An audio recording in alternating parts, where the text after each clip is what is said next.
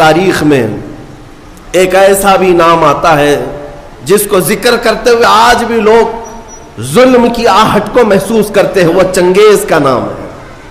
Hulagu چنگیز یہ وہ لوگ ہیں جنہوں نے کھوپڑیوں سے مینار تعمیر کر دیے تھے۔ ہاں، انسانوں کی کھوپڑیاں ان کے لیے کوئی حیثیت نہیں رکھتی تھیں، بلکہ آج ایک جانور کو بھی مارنے سے آپ کے دل میں درد ہوگا، لیکن ان ظالموں نے انسانوں کی لاشیں بے حساب لگا کر رکھی تھی۔ بغداد کے دریائے دجلہ کو جنہوں نے خون سے لال کر دیا تھا، رحم نام کی کوئی چیز ہی نہیں تھی۔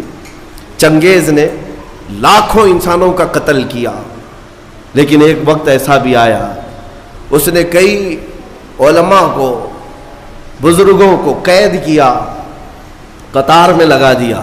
یہ آخری وقت ہے۔ چنگیز کا دبدبہ اتنا تھا کہ وہ تقریباً آدھی دنیا کو فتح کرنے کے لیے چل پڑا تھا، آدھی دنیا، اور کوئی بادشاہ اس سے لڑائی کا سامنا نہیں کر پاتا۔ ایک وقت وہ آیا، 300 کے قریب علماء یا بزرگوں کو اس نے قید کیا، قطار میں لگایا اور جلاد کو بلایا۔ سب قطار میں، پہلی صف ہے، دوسری صف ہے، تیسری صف ہے، تو اس میں لائن سے قتل کرنے کا حکم تھا۔ تلوار اٹھاتا جلاد اور گردنیں مارتا چلا جاتا، ایسے لگتا جیسے یہ پلاسٹک کی یا کھلونے کی گردنیں اڑا رہے ہوں۔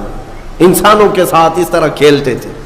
وہ گھوڑے پر بیٹھے اپنے کھلونے سے کھیلتا رہتا اور جلاد کو حکم دیتا اتنی گردنیں آج اڑا دو، اتنی گردنیں اڑا دو۔ جلاد جب گردنیں اڑا رہا تھا، 3 صفیں لگی ہوئی تھی۔ پہلی صف میں ایک بوڑھے شخص تھے، عمر دراز تھے۔ جب وہ پہلی صف کا قتل شروع ہوا تو وہ جلدی سے دوسری صف میں آ گئے، پیچھے ہٹ کر کے دوسری صف میں کھڑے ہو گئے۔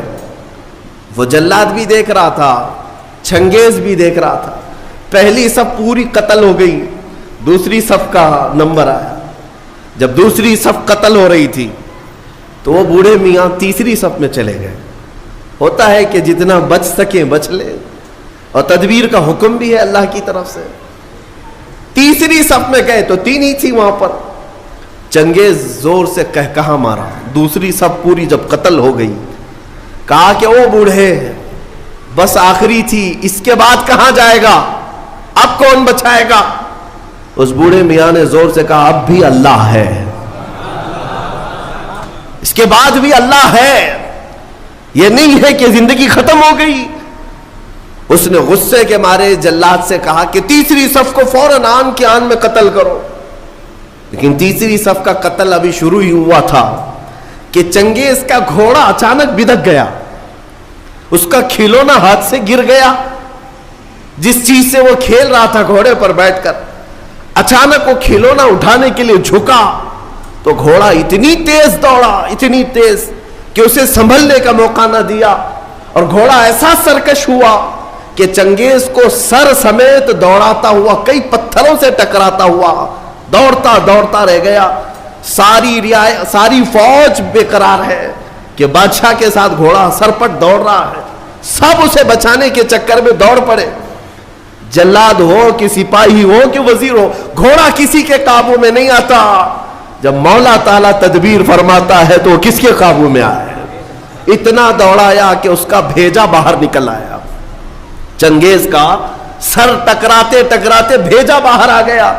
جب تک وہ دم نہ توڑ دیا گھوڑا کسی کے ہاتھ میں نہیں آیا، اور اس کے بعد لوگوں نے قابو میں کیا، دیکھا تب تک تو اس کا خاتمہ ہو چکا تھا۔ اس بوڑھے میاں نے کہا میں نے سچ کہا تھا، اللہ اب بھی ہے۔